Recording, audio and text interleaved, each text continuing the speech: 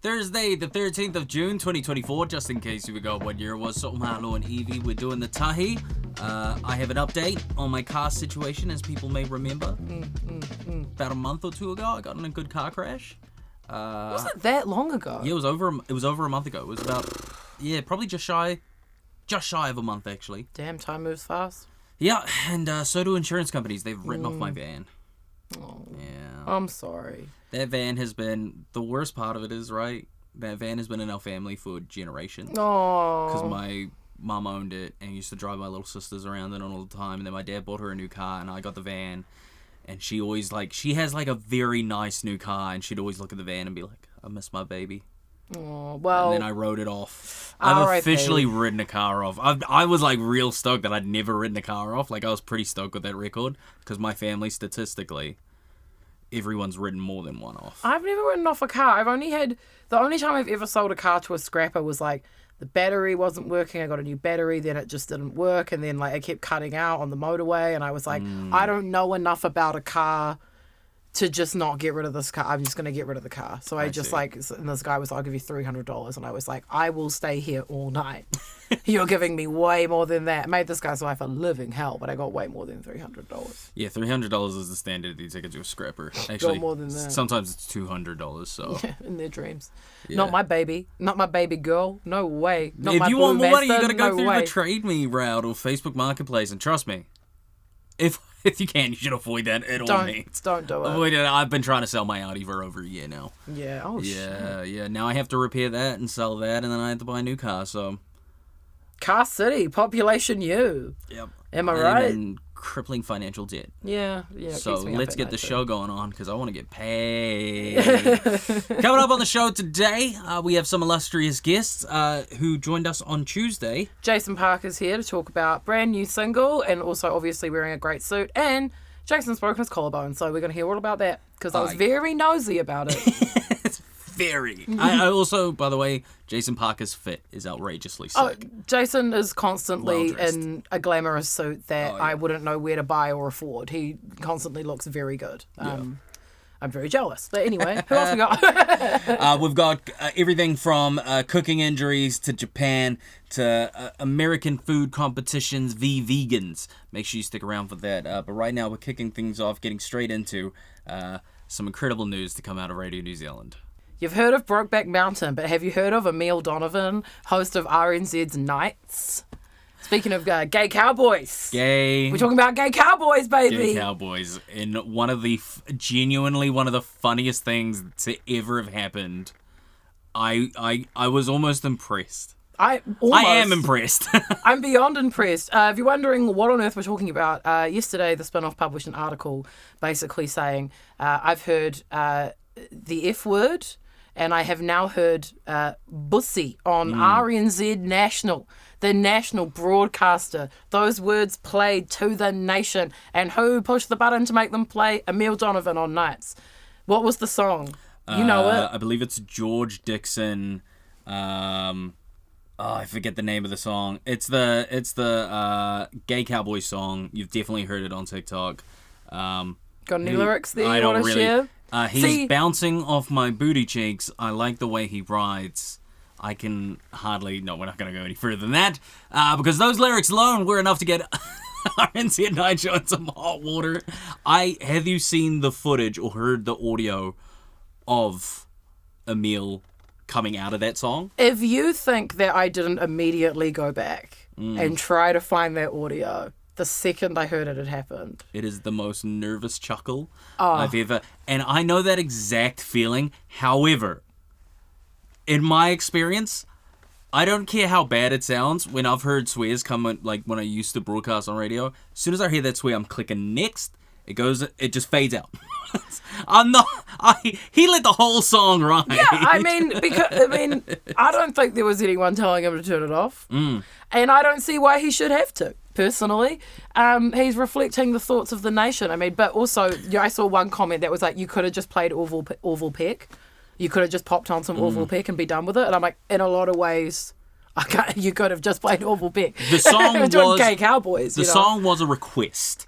The song came through the request line to play out online on here. And from my understanding, there was some mention about how RNZ as a network censors and looks for lyrics in songs that they can't play, right? And there's keywords that they look for.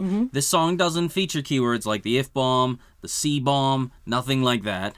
But it does feature some other outlandish lyrics. Bussy. It says bussy. It says bussy. That's what he's talking about. Yeah, well, as a former producer of a music show here at RNZ, you do have to be quite careful about F words particularly. They're sort of the one that we really don't want.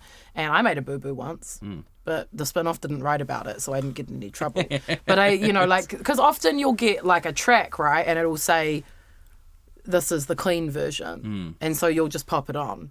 And then it turns out it's not the clean version. It's not the radio edit. It's just the original edit. And now you're in trouble because you're the producer and you push the button. Yeah, happened to me. I got an email, but the Spinoff didn't write about it. Yeah. So it was fine. But I do think it's funny that someone noticed.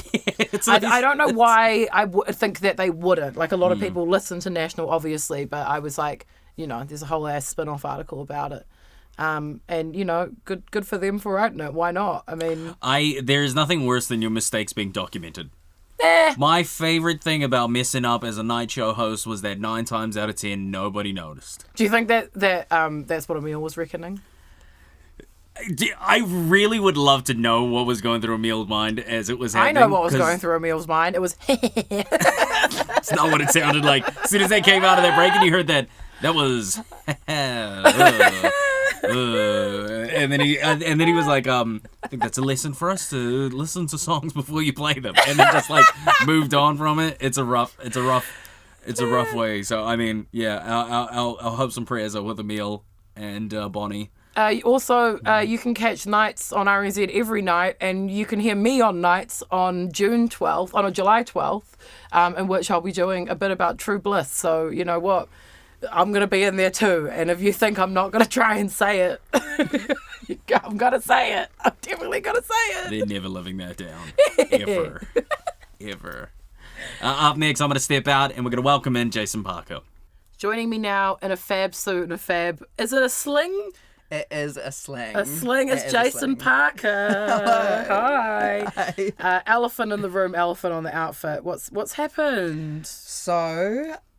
I have broken my right collarbone, fractured my right collarbone. I thought there was only one. Is there a left and a right one? Right collarbone. Like here. Fractured, left collarbone. Never been stronger. Like, the amount I've had yellow gel. Boom, she's got it.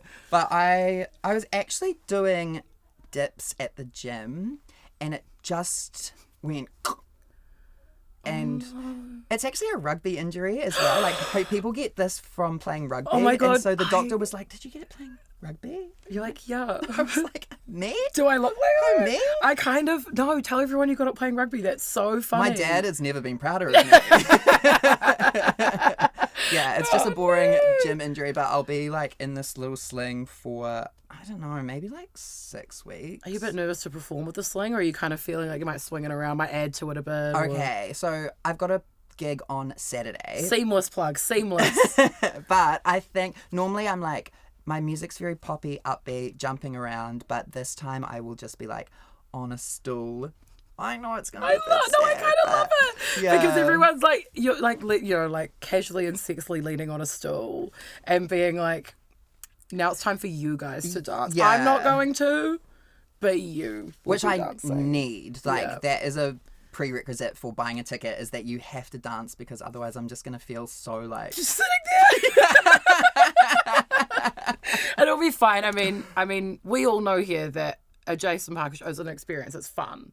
It's like fun. It's always going to be fun. So I think even with you sitting on the stool with I the know. cast. Here's the thing. I'm actually like, I need to put a call out on my socials for someone to make me like a bedazzled sling. Yes, we need like a custom. We need a custom I need situation. a custom. Stylists, designers.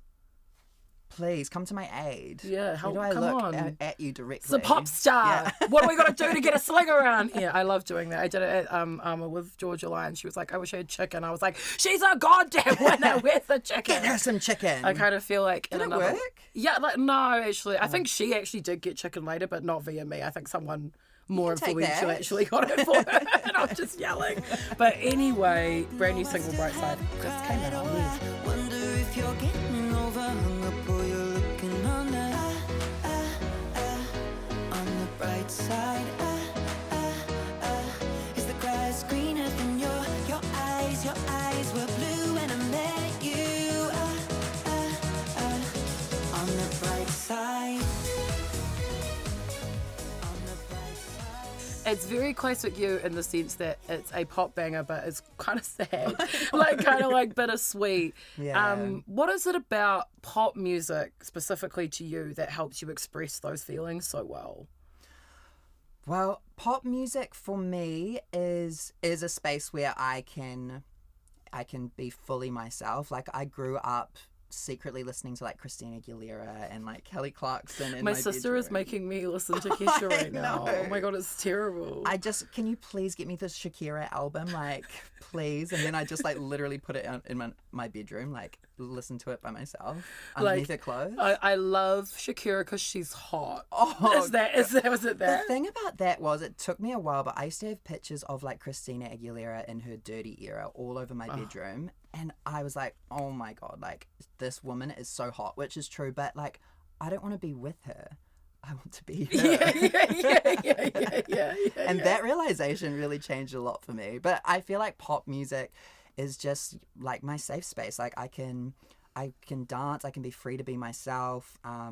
And I can say the things that I never got to actually say like in real life, because I feel, I don't know, I do specifically in like my last relationship, I did have a lot of hang-ups, like not being able to say what I was really feeling, just like letting things pass instead of communicating properly. And the bright side was my way of like asking the questions that I should have asked back then, but also dancing. Yeah, but we're dancing about it. There's Yeah. that line in there that's like, I still sleep on your side of the bed. And I was like, oh my God, it's so painfully relatable. And then it's like, and I'm like, okay. That whole bit is like actually from my real life, because like when we you know the like after chat when you like break up with someone and you have like a talk after, like I hate that bit. It's I know, so heavy. He was like, are you sleeping with anyone now? And I was like, that's none of your business. But I wasn't. And so like, I don't know, I just am putting all of these things in there for, I don't know if he's listening or not, but it like really is, it really is directed at one person. But I do hope that everyone else feels like it is relatable too. Well, that's what I like about your music, because it does come off the way you're just saying, right? Of like, these are all the things I wish I'd asked, or like, this is just me expressing how I actually felt about the situation. I think your songs all do that, and this one specifically, I'm like, I can like envision it. I'm like, oh my God, me, like, Us, girl, us. and we're doing it right now. But with the lyrics, like I do think they're quite bittersweet. And is that how you felt when you were writing it, or were you feeling a little bit more kind of? No, very bittersweet. It was the last song I wrote for that I've got an EP coming out called Fairy Bread, and Great name, by the way. Thank you. Great Thank name. you. It just kind Incredible. of came to me. I was like, the EP needs to be called Fairy Bread. I don't know what that means yet, but like, No, it's so good. we'll get there. I saw the name and I was like, oh my God, I'm so bad at naming things. Like, you know, we have a brand called TAHI and the podcast is called The TAHI. You know how long that took for us to come up with? Like, I'm not good at naming Think things. Tank. You're Yeah, like, I'm like, just put a the in front of it. Like, we you spent know. thousands of dollars. But Fairy Bread, Thank you. And it was the last song I wrote. I just wanted to write a song that had like an upbeat name. I wanted to call it The Bright Side, something that is supposed to be good. But I also wanted The Bright Side to be like, when we were in love. I wanted The Bright Side to be like a place that I'm at now without them. And I wanted to know, like, are they on the bright side now? Because like when we left it was quite bad. So yeah, bittersweet is definitely the vibe. I was going for. But I did know the whole time I was writing it, I was like, fall to the floor. Like, this will be do. Yeah. I love that. Like, I don't know if he's listening to it. He's listening to it. Like, no, let's be FFR. Like, It could be. He blocked me on my everything. exes watch the hell out of these clips. Of That's course they do. fierce. And they That's think I fierce. can't see. They think I don't. They look at me and think, she couldn't stalk everything I do on Instagram. Go, I can. But you do. Me and my friends, actually, believe in me, it's some of my friends should be employed by the police. Like, they will find like where you are, who you were with, what time, what food you ate, credit card statement, girl. Like they will find it, and it's like, I know you're watching. Well, know you're watching. hi. I hope you like the song. How does it feel for you to be called a pop star? Is that something that you've always wanted? I feel great about it because I was just started calling myself a pop star one day. Like literally when I decided to start releasing music, I was like, I am a pop star. And I was just writing like emails to anyone who Hi, it's me, pop star Jason Parker. Up and coming pop star Jason Parker like has literally done yeah. nothing. And now to see like other people using it to describe like what I do, I feel great and I feel like it's correct. Yeah, I love it's manifesting. Yeah, You're like, legit. hello, it's me, pop star. And like, you know what I've learned is if you just tell people stuff, they just believe you. Like, Yeah. I always was like, I'm not hot. And then one day I just decided that I was and told everyone that I was and would like throw it into conversation. I'm like, well, I'm hot, so I wouldn't understand what you're going Facts. through. But people just believe you. Yes, they don't. do. They're just like, oh, right. Yeah. You are hot. I know. You That's are why I keep hot. I keep telling everyone that, and it Yeah. worked, and now I'm hot. It's crazy. Yeah, and it worked, and now I'm a pop star. Now you're a pop star sitting with legally the because it's hottest on woman the in the email, world. girl. It's there. I want to rewind a little bit to Crash with the video in Japan. Yes. How cool I know. was that? Like so sick and It like was so glamour. cool. I couldn't believe it. My friend Daisy, who I had made This Is My Year and How to Be Lonely music video, I got funded from NZ On Air. Shout out to Zenonia. Love you Love you forever guys. and Love you always. guys. Love you. Yeah, hey. And I messaged her. I was like, babe, we've got money. Like, let's do something. And then she said, I'm moving to Japan, but come to Japan and we'll make a music video And you were like, oh together. my god, how convenient. I was like, I couldn't possibly do that. And then I thought about it some more and was like, I'm going to Japan. And it was my first time like traveling further than Australia. So I was really like serving women of the world. Like, Yeah. I went I'm international now. 100%. Worldly, one That's might when I say. felt like a real pop star. I was like, this music thing has taken me overseas. Yeah. Like, I'm doing it. And honestly, we're going to talk about fashion in a moment because we have to. Because, come on, look at this. Stunning. You wore a shirt in that video that says, I'm not for everyone. Is that how you feel?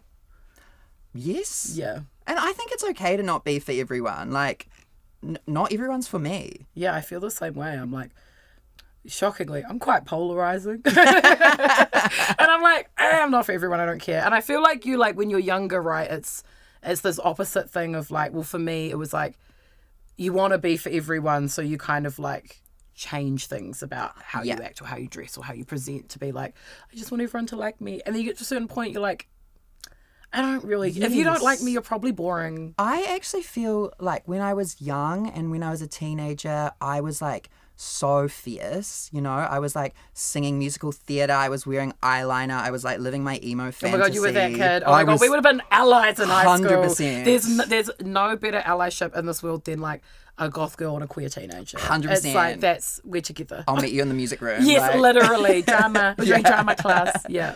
And then I went to like musical theatre school, and in my 20s, like most of my 20s, I feel like I was just still discovering myself. I feel like I kind of went into myself, and it wasn't until I started releasing music and being like, no, this is like really something that I want, that I kind of broke free of that again. And I am not for everyone, but the people that I am for, I love so much. And like bringing a room of people together at a gig who are just like all on the same vibe, just want to dance, be positive, love themselves, feel like the best version of themselves for 40 minutes. Like the fact that I can have the power to bring those people together, like I'm for those people. That's so fulfilling, eh? Yeah. Like facilitating, like we're having a fun night, we all get it. And we've all already got something in common because we all like the song. Yeah. Right? That's what I love about like a good gig.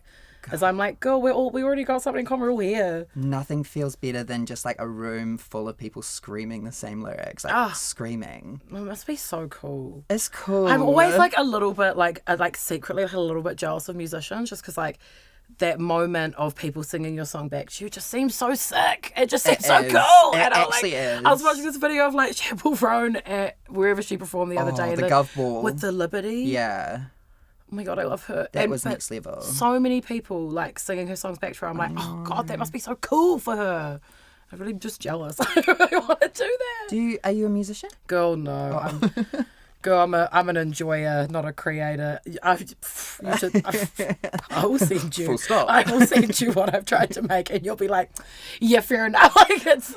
We can finesse. No, we can finesse. I play bass terribly, so I do well in like awful punk bands, which is sort of where I live. knew you played bass. I didn't know. It was just when you said goth girl, I was like, she plays the bass. Yeah, because we all do. Yeah. we all pick up the easiest ones to be like, I'm in a band. That's how it starts for all of us. And if any of the goth girls out there act like that's not the case, like, girl, shut up. I know it's that, and it's okay that it's that. Okay, but you dress amazingly. Every time I've ever seen you, you've been in like a really great look, and it's often like a fun suit.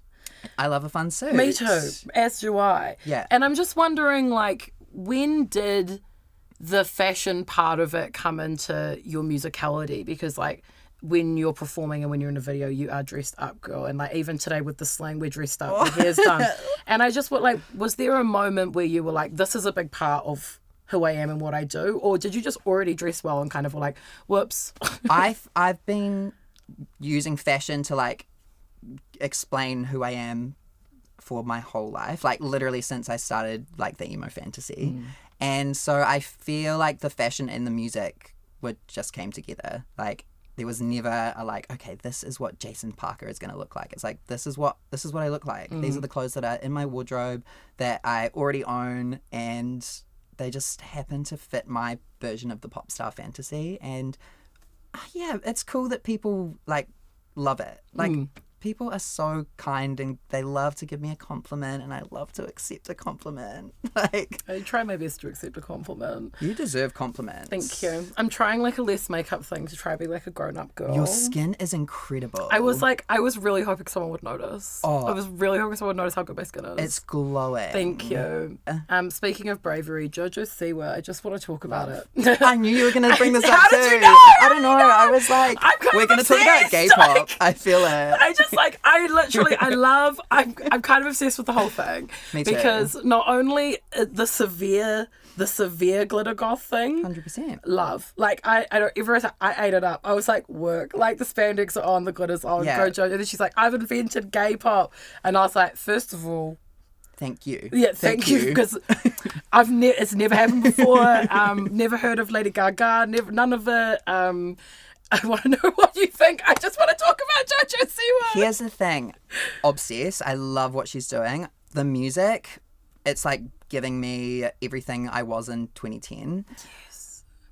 And like, no, she did not invent gay pop, but she brought the word gay pop to like mainstream, and now people are using gay pop as a term to describe their music that maybe they weren't before, or maybe they weren't in such a like obvious way. You know, like, it's pop. It's like, oh, it's gay pop. Yeah, it's gay pop. It's gay pop. It's got its own thing. It's gay Charlie pop. XCX just released an album, by the way. Speaking of, do you like it, Brad? I love it. I'm obsessed. Iconic. That song about Lord. Allegedly. Allegedly about Lord. Allegedly. That's the first. Cut that. That's the first album Lord has pre-saved ever in her whole life. Yeah, it's the first album Lord plays ever. Like, come on, Ella. I'm just like, why are you not supporting your friends? Like, Pre-save their albums. like, I can't. I was like, really? We're on camera. I Sorry. could never. Speaking of, I mean, you did do a seamless plug earlier, but is there anything coming up that you want people to get all excited about? Wow, please come to my gig on Saturday. It is at Ponsonby Social Club in Ponsonby in Auckland. It's me and my good friend and honestly amazing pop artist as well, Isla Noon. You know, Lord knows I love Isla Noon. I love, and Maud. And Maud. Can we? I want to talk about Maud earlier, Yeah. but I forgot because we started talking about other shit. How good is Maud? She's my everything. She's so good. Maud has produced the last 3 songs that I've released, and the next 3 songs that I'll release as well. Like, we just have the greatest time in the studio together. I feel so lucky to, 1, be working with like one of my best friends, and 2, to just be like in a room with like queer women and like other queer people. It's a very it's just a very male dominated industry. Yeah. And you know, I love a man. But I love the girls. It's like, what's that clip? It's like, why would there be a man there? Why is there a man here? I did him. So Maud is, honestly, she is everything, and she has been working with Isla Noon as well. So She's just so talented. just so talented. and cool. She's like Timberland to me. She's like my Timberland. Everything she touches turns to gold. I'm 100%. like, she gets it. The stuff that she can do, I'm just like, how? So, because the way I do music currently is like I write a whole song a cappella, and then I just bring it to her and we just record it, and then she makes the music around the a cappella. And I'm just like, how did you know it was going to sound like that? I know, yours is so good. Yeah. Yeah. Obsessed. Yeah, obsessed she'll be with playing for Isla Noon, so Oh, slay. yeah. Yeah. Come see us. Everyone go and support you, but also go more. Yes! More. The people behind the scenes deserve some hype as well. Yeah. Where can people find tickets? Under the Radar, Jason Parker, Isla Noon, search it. Or also on my Instagram, it's Jason Parker. It's Jason Parker on every social media. So It's Jason Parker. yeah, it is. It is. It's been lovely to see you. Thank you for coming. And I hope you heal up soon from your rugby-related injury. See you back out on the field. Yeah. Oi. No, that doesn't. Appropriating straight culture. Oi. Oi. Big thank you to Jason Parker for joining us in the studio again. Outrageously well dressed, one of the best, right? To look that good while wearing a cast, pretty gangster. Love that. Couldn't Jason be me. Parker. I'd be milking it for attention too much. I wouldn't go anywhere. I'd be like, oh, yeah. The but- Crocs were sick too. I love those platform Crocs. They were Yeah. crazy. But right now, you know, sometimes me personally, one of my favorite hobbies since I was young is getting jiggy in the kitchen. Whoa, wait. Getting down in the. No. I feel like everything sounds sexual now. Yeah. I love cooking. Yeah. Um, Yeah. I myself, as a bald man with tattoos, was genetically predisposed to be good in the kitchen. I think that was just yeah, like. I'm a woman, so same here. Right? So I think that it's one of those things. I love I love cooking. I just have to. I want to say get down in the kitchen, but it just all sounds weird now. I love cooking and getting down in the kitchen, but injuries can happen when you're doing these fun activities. The more time you're spending in the kitchen cooking, the more prone you are to getting injured. It's like driving. If you're driving a lot, you're more likely to get into crashes. I'm in the kitchen a lot, as you can see.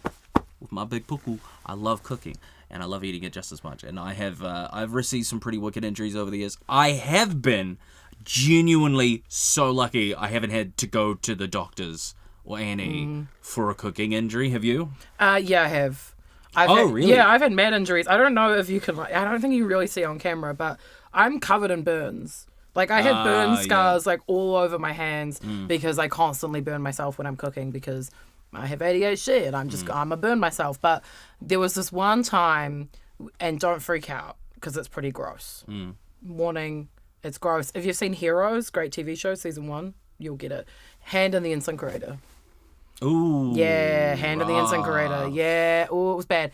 And like any story from my childhood, there's a really sad undertone that I don't mean to throw into it, but it's just there. Home alone, no one's there. I'm cooking myself for dinner. I'm like 10. And I'm like, and I dropped like something that wasn't supposed to be in the incinerator into the incinerator. And I leaned down to get it, and as I did, I leaned on the button by accident, like, only for like literally like a second. Like it wasn't like, I'm sucking it. It was just like a little second, but ripped me up, like blood everywhere. Like none of the scars were that deep. There was just a lot of them, and my hand, like, it looked real gory. Like it looked worse than it was, to be fair. So I freaked out and called the little ambulance, and they wee-wooed over, and I was like, I'm dying, I'm gonna lose my hand. They're gonna cut off my hand. They didn't need to cut off my hand. I had like 2 stitches, and the rest they just like put some glue on and like cleaned me up. And I was like, they were like, "Who's picking you up?" I'm like, "Oh, I'm just gonna get a taxi." But that was my worst cooking injury other than the burns. A sinkerator is like genuinely some medieval technology to just be floating around in kitchens. I feel like we probably as a society should have figured out a better way to ensure their safety before we just put them in there. Well, I think this was like, you know, I am so young, but it was some time ago. It was an incinerator of yesteryear. It was it was a 90s ass incinerator. They're all the ones bad. now, it's like if something big is in, they just auto stop. Oh, like, really? Yeah, like if you if you went like that and turned it on, it would stop. Like it has like safety features. Whereas this was a different time and this was Lower Hutt. That wasn't what anyone was worried about when they installed it. Yeah, you But may not have had insulation, but you had a sinkerator. hell yeah. Yeah. I've skated off on not having to go in A&E. I've cut myself many a times. Man, I used to laugh when I read that like the biggest ACC injuries were from people cutting avocados. And I always thought and then that's just slicing weird. into your hand. Yeah. And it's very easy to do because I usually put one cut through it. Like I'll put one cut in and then I hold the avocado as I twist around. And yeah, if you're doing a few of them, bang, you straight on there, trying to look like the man in front of my girlfriend when we first started dating and chopping onions really fast. Yeah. Bang, yeah. I've skinned my fingers a couple The times. nails have caused order issues in the kitchen. These ones aren't too long right now. These are pretty professional, but I've had bloody long nails, and cutting an onion with them's really hard, and like grating cheese or whatever, and I've like grated off parts of my finger like multiple times. You can kind of tell. You won't be able to see it on camera, but Fingers heal really well. yeah, that's not a cooking injury. That was a girl with a pocket knife on the bus in the Hutt. But that's a different story for another time. I think the worst one I probably had was I was baking and somebody used the tea towels that I was using to pull stuff out of the thing. Somebody had used it to like dry dishes or something while I was out of the kitchen. So I didn't notice that it was wet. And then I picked up a tray and obviously all of that water that was in the mat just evaporated into steam.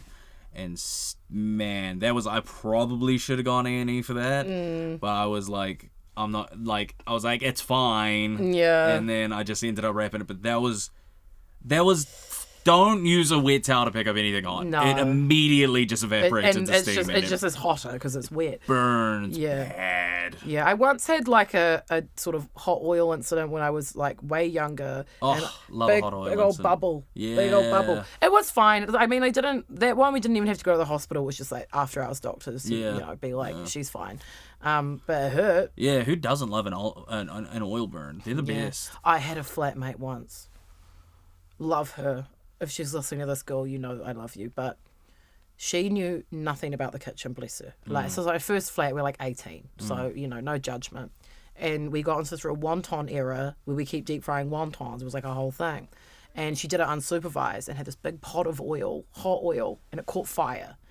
And this all, in my mind, this happened in slow motion. She goes with it like this to put cold water in it by her face, and like in slow mo, I'm like, no, and I was like, put it in my mouth. Like, God, she was like, what do I do? What do I do? And I was like, I don't know. I just know you're not supposed to put water in it. We're both running around with this flaming pot, freaking out. None of us know. Just put a lid on it, but we didn't know. We didn't know You that. didn't know that. Didn't No, know that. no. We're doing that for like a solid 5 minutes, just freak out. Like, just put it outside. It's like, no, we'll burn down the home. And then our other flatmate was like, put a lid on it. You dumb idiots. And put a lid on it. We were like, ooh. But I still think about that. I'm like, that could have been a life-altering event. Oh, definitely. Had she had put the... Oh, Game it was over, terrifying. man. But anyway. We'll chuck a poll up on the TAHI Instagram. Let us know your worst kitchen injury. I'm curious to hear. Please, nothing too gory. Let's keep it in the realms of... I want fingers and bags. Why and Medi stuff. Dungy, I don't think is great with this stuff. Is she No, Harry's squeamish. Harry doesn't like the gore. So maybe just the PG versions, please, in 30 characters or less. But right now, we're moving on. Now, I'm going to read this headline word for word. I want you to just take a moment, really listen to the things that I'm saying here. U.S. competitive eating star Joey the Jaws Chestnut banned from contest over vegan deal. Now, That is exactly what you thought that was. Competitive eating star Joey the Jaws Chestnut has been told he cannot join America's premier hot dog contest after striking a deal with a vegan brand. Now, why? I don't know why. I don't know what the correlation is. I don't know why somebody... This is America. You can't support vegans and eat hot dogs. I don't understand why him being like, I eat vegans sometimes. They're like, well, I guess you can't ever eat meat again, then you loser, and you like can't come back. We're banning you. That's Not even just crazy. like a... Like, I don't think... yeah, it's just a weird thing. I feel like America is like one of the few countries in the world that is like vehemently anti-vegan. Like, everything to them seems to be a joke about people going vegan, which is... If which you're is not a in weird thing. California where they're all like vegan. Yeah, right? So it's like everyone else is just like, weirdos, man. We're just gonna hate the vegans. I remember when the vibe was hating vegans like 10 years ago, and it was like, oh, vegans are dumb. But it's also like, who cares? Joey the Jaws Chestnut with a name like that? You gotta hold down the You jaws? ban Joey the Jaws? What is wrong with you? By the way, sick name, sounds like a mafia character. Oh, I love his name. Oh, man, he sounds... I really need to get Sicilian. me a nickname like that. And this man is like one of the world's best competition eaters, apparently. I don't know much about that world, but I'm reading about it. Apparently he's an absolute beast behind the buns. He just packs the hot dogs away. But because he wanted to get his bag, somebody's like, nah, you can't make money off the vegans and eat hot dogs. To me, in my mind, some baller shit right there. I think he should be allowed to... You should be allowed to get the bag and eat the buns. It's honestly, I've been listening to podcasts where I know they're not eating HelloFresh. I know they're not. Bro, But they're like, know. I eat it every day. Like, here's the code. It's like, I know they're not, but it's like, I don't care. I'm not like, ban them from the internet. Yeah. Like, I don't care. Should be allowed to compete in this competition. I'm very disappointed that he's been banned. We here at the TAHI are big supporters of Joey the Jaws Chestnut. Should we Google Joey Jaws Type in Chestnut? allegations. I Yeah, was and also then thinking, we'll while you do fact that, check. I have a thought, which is, are there vegan competitive eating contests, or are they all too anemic? Surely you, in my mind, Like how right? many plant-based burgers can you eat in how much time, or how much tofu can you get in there? Like, Legumes, chickpeas. I don't understand why you couldn't take part in like a hot dog eating competition, but instead of it's just vegan. I don't We know. should look into this. I'm sure somebody will argue that they're not as like filling or something. I know, like but that. then, I it's don't like, know. what's the difference then? Like, if you just have a vegan one, it's like, so what? The hot dogs are less filling. This guy still ate like 300 of them. Like, I don't get why it matters. Like, who gives a shit? Is my real question. This man has. Oh my god, he has so many world records. Oh yeah, hit me. He ate 30 gyros in 10 minutes, 23 meat pies in 10 minutes, 23 meat pies in 10 minutes. 257 donuts in 6 minutes, 25.5 sandwiches in 6 minutes, 81 mutton sandwiches in 10 minutes, 3.5 kilos of shrimp in 8 minutes.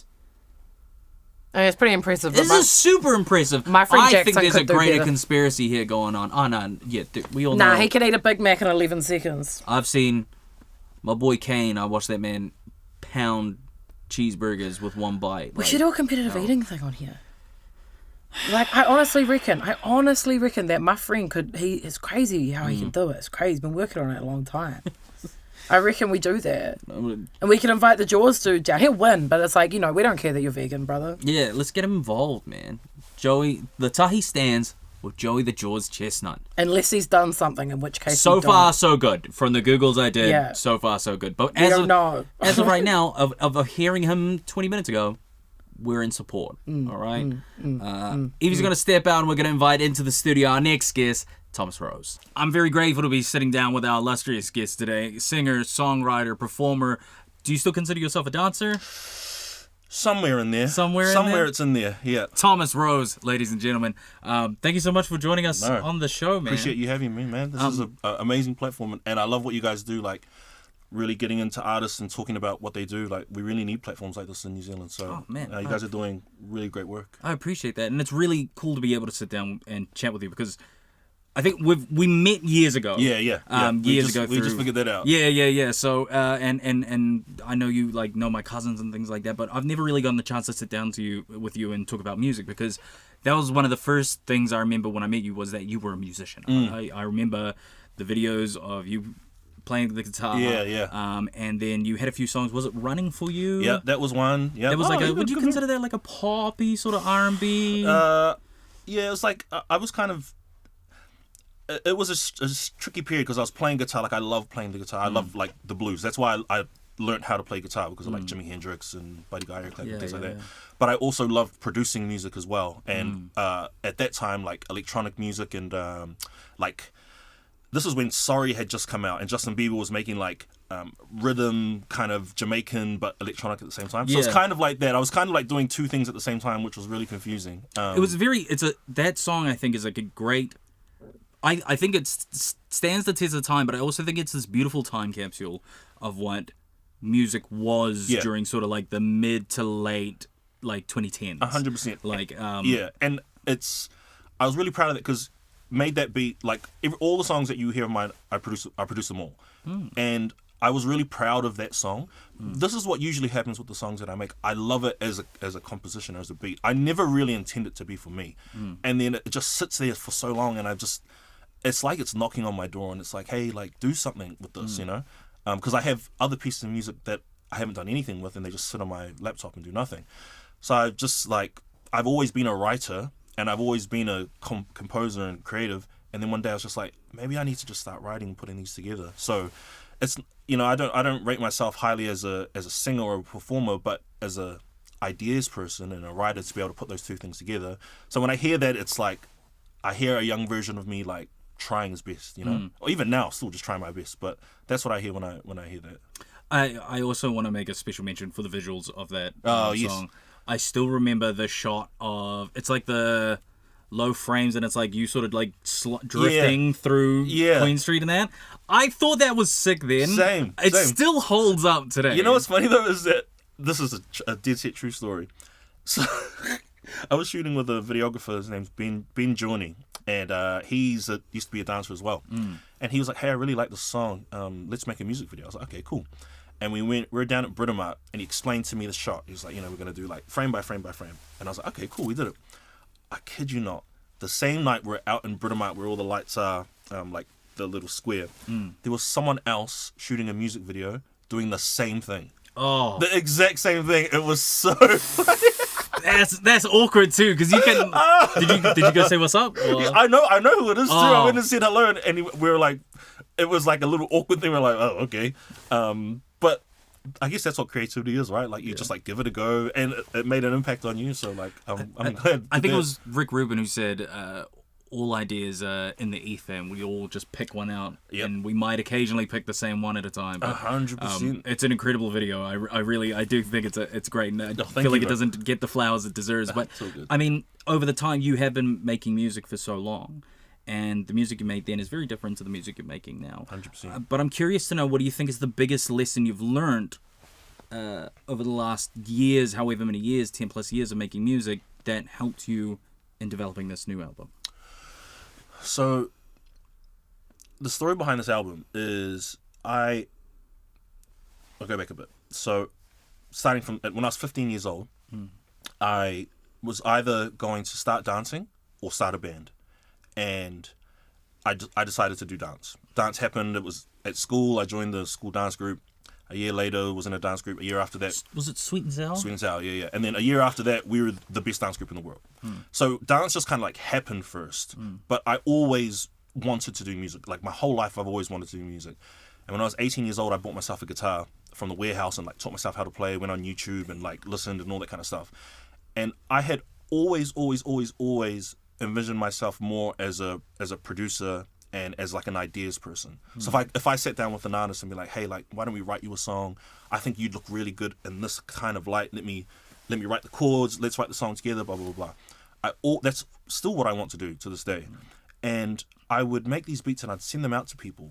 And maybe the beats just weren't that good, but I would just never really get a response. You know, I was like, why aren't people like hitting me up? Like, why aren't people like, yeah, let's do this? And I kind of realized that it's because that I didn't really have a track record at that time to be like, oh, damn, you made this? And then me to be like, yeah, I made this, but I also have something for you. And so fast forward, you know, I've made songs and practiced my craft up to like 2020. COVID happened, And I don't know what was in the air. Maybe it happened for a lot of people, but COVID happened. And I just had this conversation with myself where I was like, what are you doing? Like, do you want this? Or do you just want it?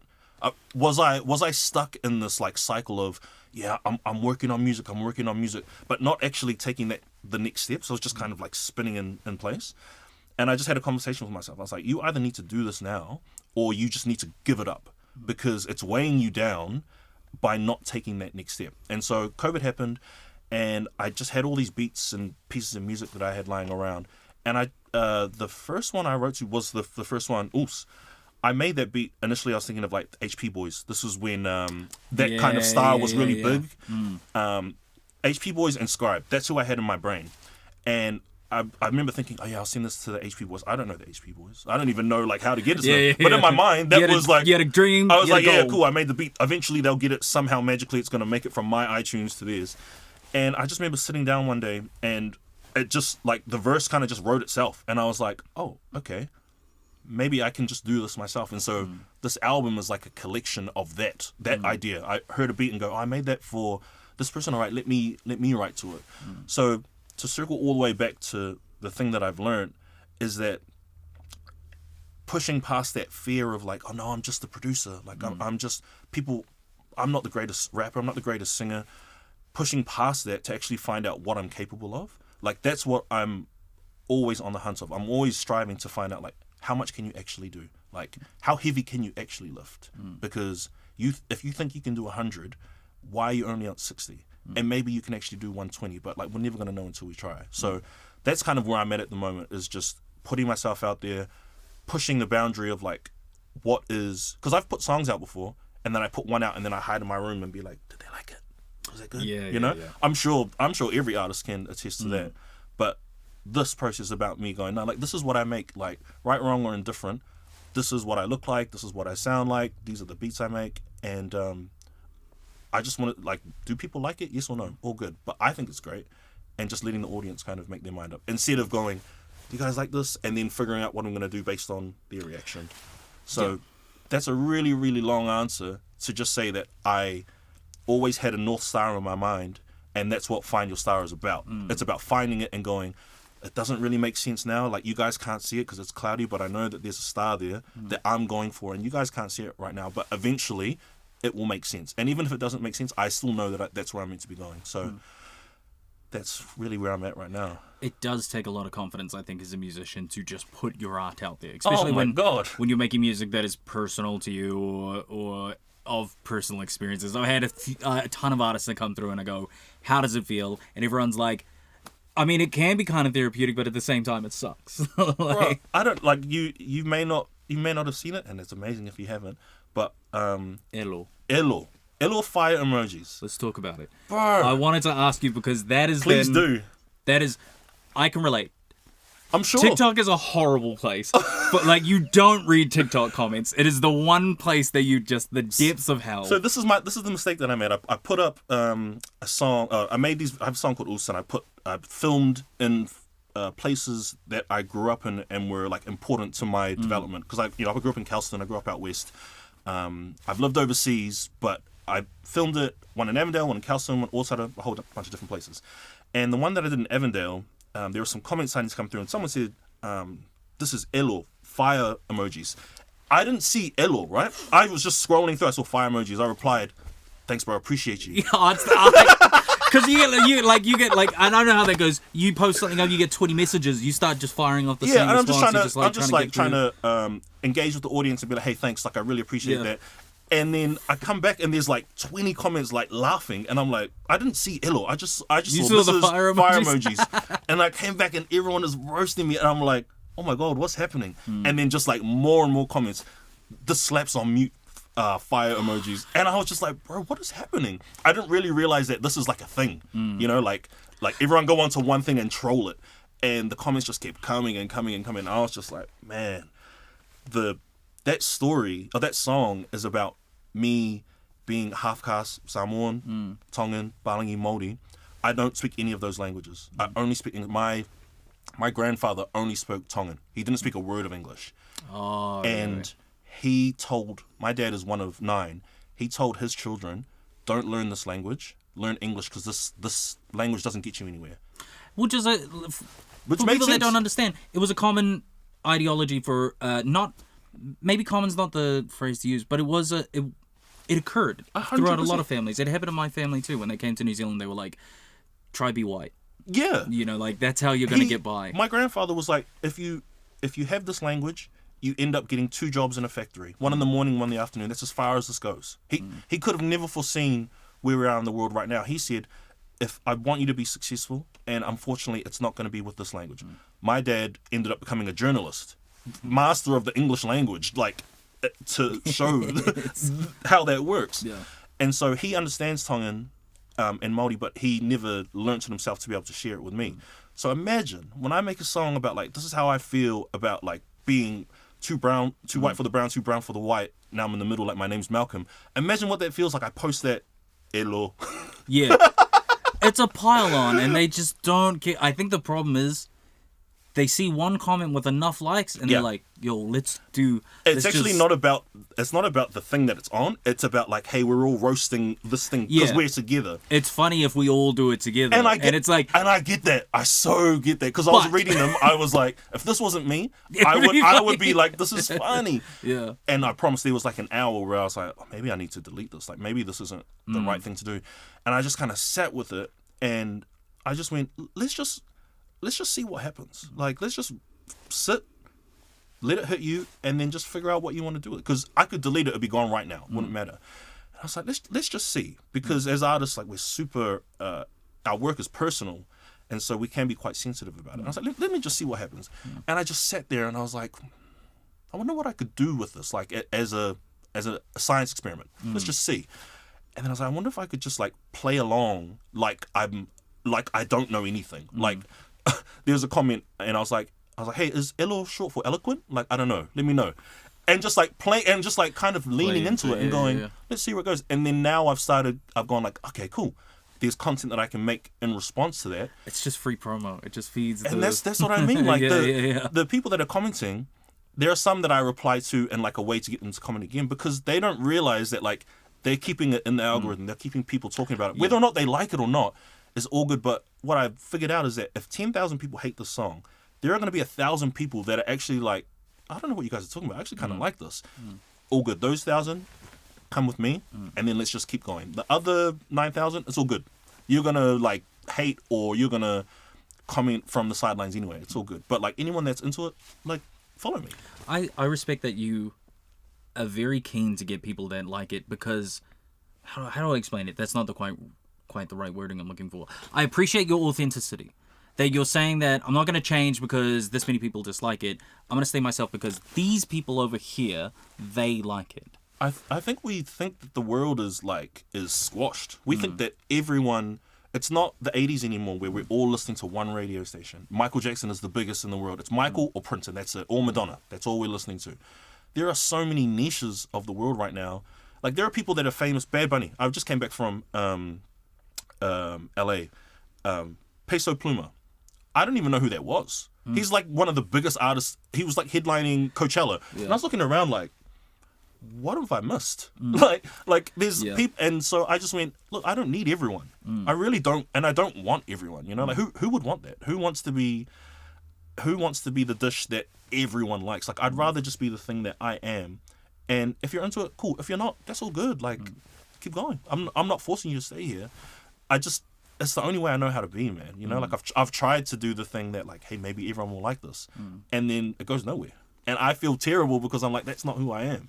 Yeah, sacrificing yourself for the sake of some publicity sounds like selling your soul. No, quite literally, like. And you know, I've done when I was dancing, I've done the most popular thing. I've been the like, whoa, this is like the thing, and it goes. So I just kind of sat there when I was like, and everyone was roasting this. I was like, well, if I've been this and then that goes, if I'm this, then that'll go too. Like. At the end of the day, I just want to be true to myself, and that's really what it's about. Like at the end of the day. Sincere question though. Yeah. Are you okay? Because I know that like we all have a habit of like brushing it off and like even because I've had some weird ones and like at first I'm just like loser, like why are you commenting mean stuff, like just keep it to yourself or like shut up. But then at the same time, after a bit, it can kind of like, you're like, man, that sucks that they didn't like it. My wife asked me last night. I've had people messaging my wife to be like, hey, because my wife isn't on social media. She doesn't have Instagram, so she doesn't really know. I told her, and she was like mad. She was like, where are they? And I was like, no, it's okay. People will be messaging her like, hey, is Thomas okay? Because they think that my reaction to it is like, no, yeah, that's funny. That's really funny. But really, I feel like an evil genius right now. I'm just like, excellent. And I mean that sincerely. Because I think I'm not attached to the outcome. I truly am. After I got roasted, I listened back to the song. I was like, is this corny? Like truly, do I think this is corny? And I listened to it and I was like, hand on my heart, I think it's cool. And isn't that all that matters at the end of the day? Like, it is. It's funny. Scribe, he left a comment. He was like, this is dope. One of the first people to comment on it. I was like, oh damn, okay, Scribe's into this. And then I get 12-year-old that doesn't have a car, has to catch a bus, saying "Hello," and I'm like, what matters? And then at the end of the day, neither. Like, it's actually about like, do I enjoy it? So I promise you, I'm okay. That's good. I figured out something about myself. I didn't think that I'd be able to handle something like this. Now that I've done it, I'm like, oh, maybe I am built for this. Because It's like taking that first punch, eh? Like, you realize you're stronger than you think you were. well, Like, exactly. I got hit in the face, and I was like, damn, I've been scared of that my whole life, and that wasn't even that hard. Yeah. And I'm proud of myself for figuring that out. I've had I won't obviously say any names, but I've had artists message me, artists that people on the show would know, be like, hey, the way that you're handling this is crazy because I'd never be able to do this. And it's I hope that anyone that can see it, like I said, the 9,000 doesn't matter.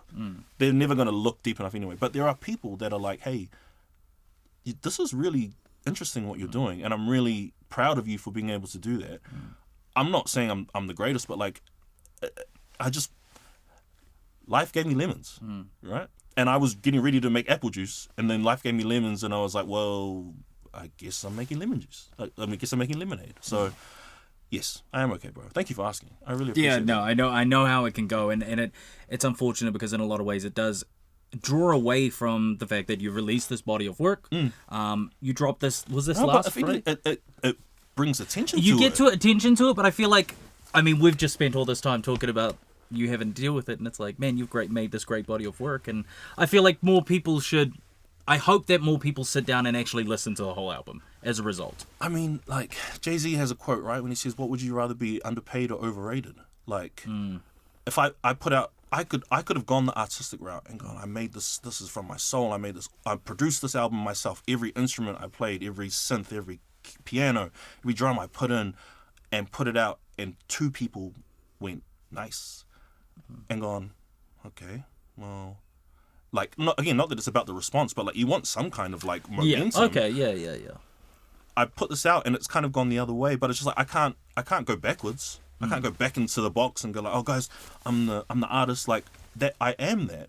And of those 1,000 people that come on, 1% of them will know that. You have acknowledged that. There will be 10 people out of the 1,000 that'll be like, hey, I just want to let you know, I know that you did everything on that album. I can hear it, and I really appreciate that. Because that's the type of people that I look up to. The Tyler, the Creators, the Pharrells, the Princes.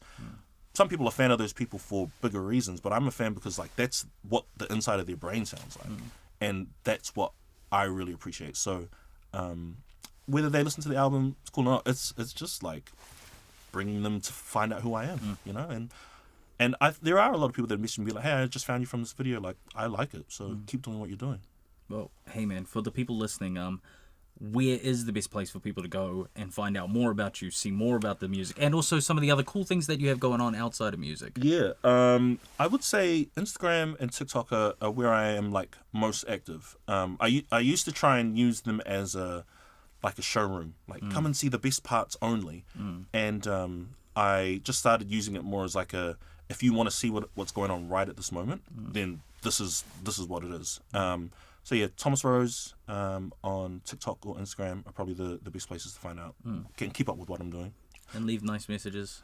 Oh, do you live The TAHI listeners are usually, they're pretty good. It's people, it's just TikTok in general that's... are you guys nice? You guys, I mean, listen and just, I think the thing that I appreciate is that there are people that actually listen. Yeah.